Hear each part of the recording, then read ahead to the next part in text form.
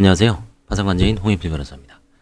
이번 시간에는 파산채권의 조사 및 제1의 채권자 집행, 채권조사의 일반기일 및 제1의 채권자 집행, 채권조사의 개요에 대해서 한번 보겠습니다.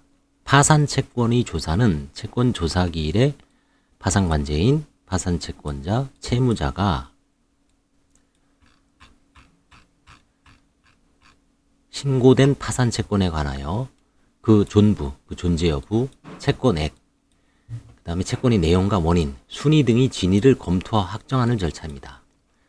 파산 채권은 파산 절차에 의해서만 그 채권액의 비율에 따라 만족을 얻을 수 있는데, 파산 채권자에게 공평하게 배당하기 위해서는 분배의 기초가 되는 파산 채권의 존재 및 내용을 확정해야 되겠죠. 파산관제인은 파산 채권자의 신고서와 첨부 서류, 채무자가 보관하고 있는 관련 장부, 채무자 및 신고 채권자의 진술 등을 대조 검토하여 채권에 대한 시부인을 하여야 한다. 그러나 채권의 발생 원인 사실이 입증 책임은 어디까지나 신고 채권자가 지는 것이므로 채권 시인 여부의 결정은 엄격하게 하여야 한다. 상당히 엄격합니다.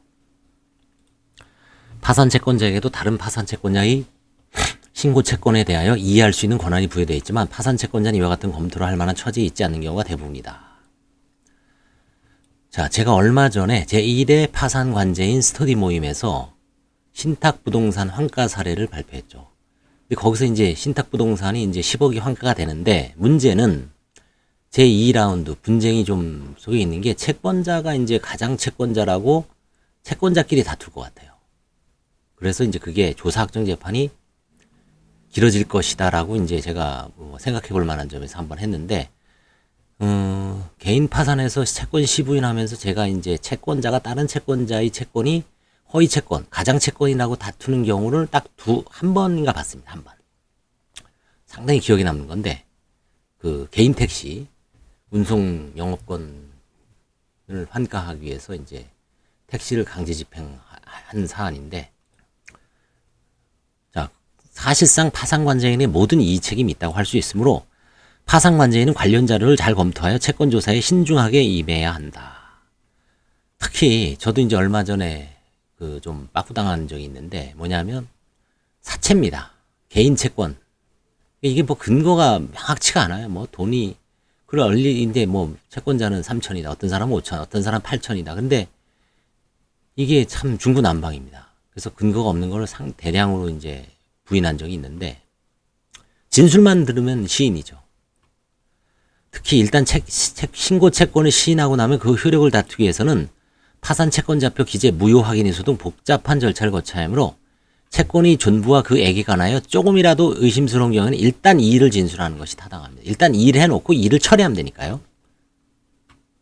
파산 선고를 받지 아니한 채무자에 대하여 회생계획 인가 전에 회생절차 폐지 결정 또는 회생계획 불인가 결정이 있고 그 결정이 확정된 경우 법원은 채무자에게 파산의 원인이 되는 사실이 있다고 인정하는 데는 채무자 또는 관리인이 신청이 하거나 직권으로 파산을 선고할 수 있는데, 이거 결련 파산이라고 하죠. 이에 따라 채무자에 대하여 파산 선고가 이루어진 경우 회생 절차에서 이루어진 회생채권의 신고, 이의와 조사 또는 확정은 파산 절차에서 행해진 신고, 이의와 조사 또는 확정으로 본다. 이러한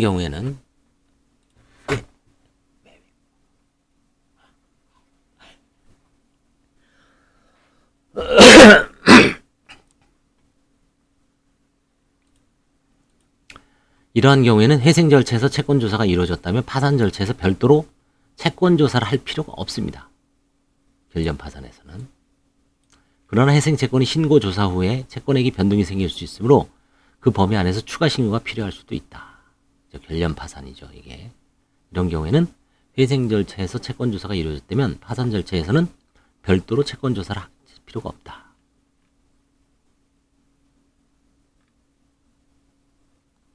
반면 회생계획 인가 후 회생 절차 폐지 결정이 확정되어 법 제6조 8항에 따라 파산이 선고된 경우는 법 6조 5항과 같은 규정이 없으므로 별도의 채권 조사가 필요하다. 인가 후 폐지.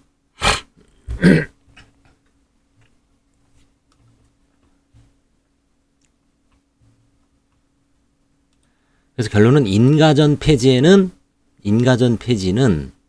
채권 조사를 할 필요가 없다. 근데 인가 후 폐지는 별도의 채권 조사가 필요하다. 이렇게 정리할 수 있습니다. 인가 전 폐지하고 인가 후 폐지가 다릅니다. 그걸 유념해야 됩니다. 파산 관제인들은 보조인도 마찬가지고. 그래서 일단 오늘 여기까지 하겠습니다. 감사합니다.